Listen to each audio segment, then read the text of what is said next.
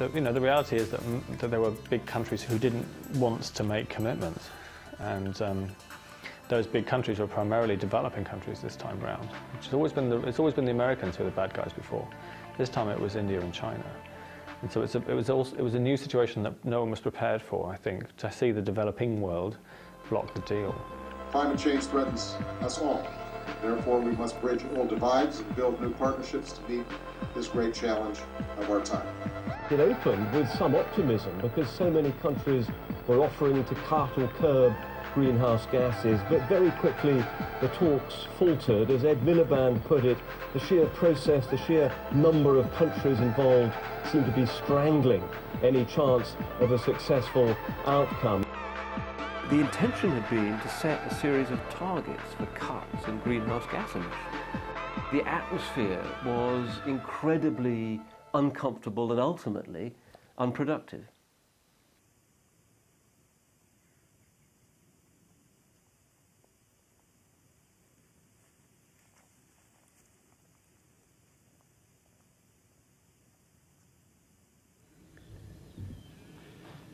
The United Nations meets every year to pass laws on this, so Copenhagen wasn't the be-all and end-all, even if it seemed like it at the time.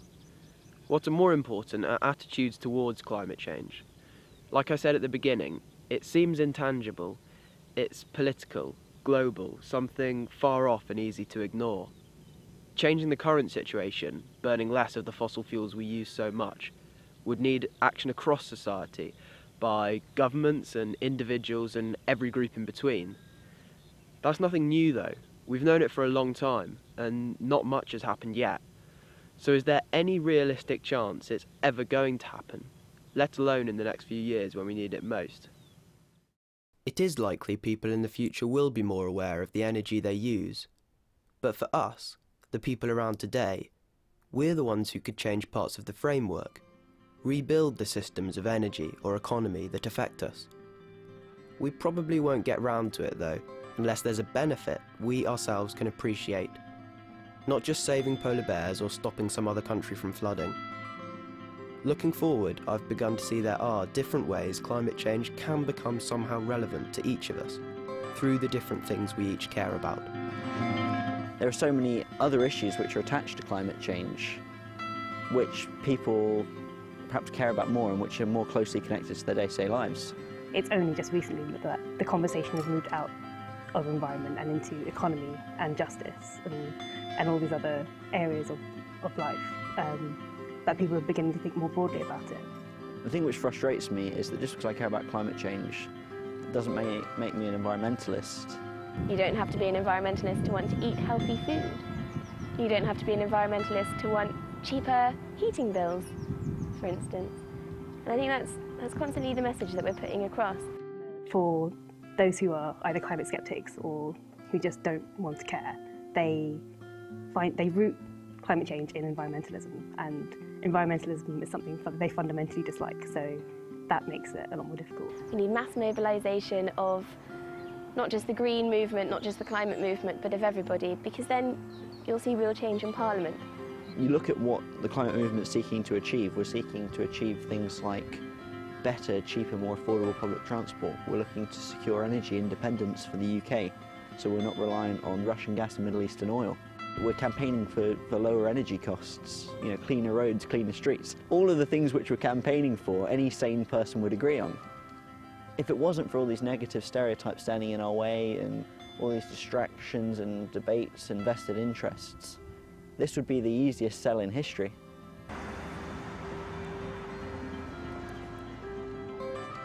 When we go back to the 1960s and look at the way the civil rights movement started up, the civil rights movement didn't start when Martin Luther King got up out of bed one day and say, hey look, I'm going to sort this issue. It started when people started to get together in living rooms and around dining room tables, talking about these issues and telling each other stories and thinking, well, that really isn't right, we need to do something about this, this needs to change. And if we get together and talk together and work together, we can actually achieve something. So I'm not one of these people that says that if you sort your bottles into the right bin, you're going to sort the world. But what I would say is if you want to change the world, then get together with people, let's be a bit more social, because it's much more fun that way. If you get your friends and your family on board and talk to them about these issues, and work with them on these issues, then it's a hell of a lot more empowering an experience. And there's a much, much greater chance of us achieving something on it. Excuse me, do you have 20 seconds to answer a quick question?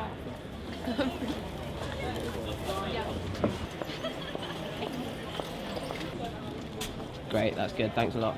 You can answer. That's all right. You'll be able to answer that one. I can deal with that. What's this for? We are really passionate about our future and what happens to it, and we're ready to do something that's completely different to what's been done before. And we just need we just need political support in order to go forward with it.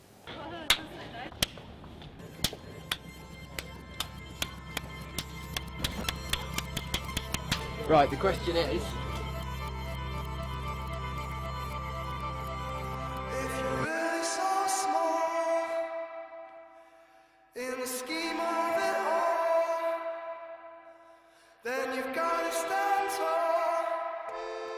Imagine like having a life where you could be in abundance of doing what you love, and not having to worry about harming anyone or running out of the energy to do it, because we're in such a sustainable living that we can, and that is very possible with tackling climate change in a really effective way.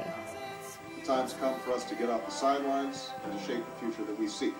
That's why I came to Copenhagen today, and that's why I'm committed to working in common effort with countries from around the globe. That's also why I believe what we have achieved in Copenhagen will not be the end, but rather the beginning of a new era of international action. That's a good question. More bikes. More sunshine. Less meat. More green spaces. Less flights. Try to find better technologies to take care of the environment. Just to have really seasons, spring, summer, autumn, winter, that would be ideal. Making sure that we've got new engines that would help us, achieve less pollution. Renewable energy is my answer. Renewable energy. More people walking than driving. No global warming? Well, I guess that there needs to be a lot of change in people's behaviour and how they use the planet's resources. It was a much better style of living.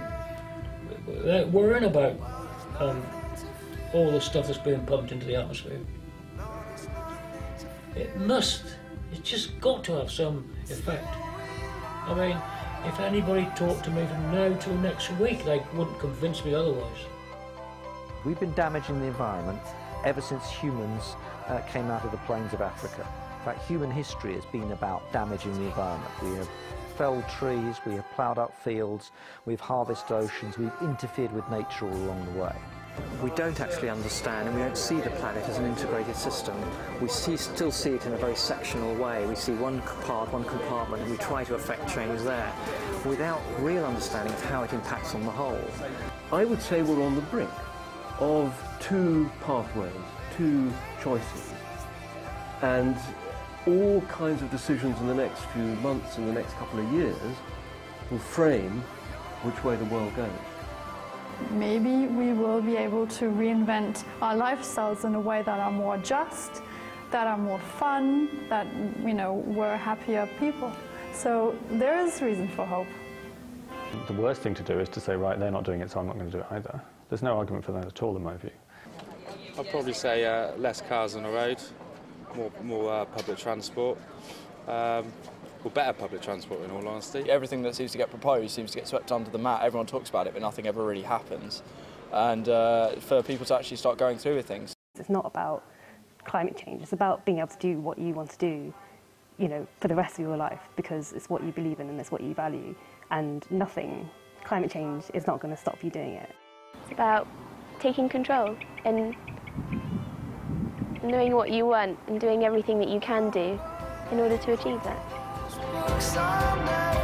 Now that I've finished answering my questions and spoken to all the different people I've met, the way I see it is that if there's a chance other people are going to suffer, if there's a chance habitats and wildlife are going to be destroyed, If there's a chance the quality of our own lives in the future will be worse because of what we've done, then surely we need to act on the risk, regardless of small uncertainties in the science.